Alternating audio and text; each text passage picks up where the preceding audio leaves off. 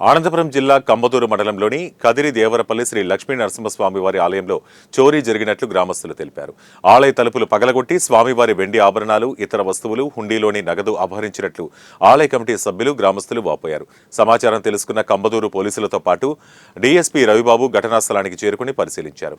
ఆలయంలో బంగారం, వెండి ఎంత పోయిందనేది పూర్తి వివరాలు క్లూస్ టీం వచ్చిన అనంతరం వెల్లడిస్తానని కళ్యాణదుర్గం డీఎస్పీ రవిబాబు తెలిపారు.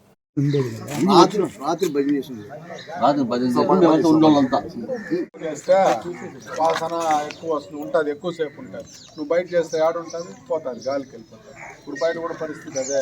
ఇక్కడ సొత్తులు కూడా అవన్నీ కూడా అంతే వస్తాయి. ఫింగర్ ప్రింట్స్ అంతా కూడా లోపల రావాలా. మీరు పోయి అంతా కలపెట్టేసి ఏమొస్తాయి?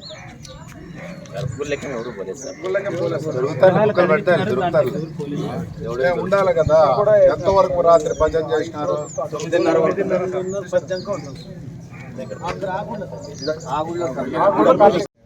గుడికి వచ్చిన నేను డోర్ ఓపెన్ చేసి ఉంది. అక్కడ సొత్తులు లేవు.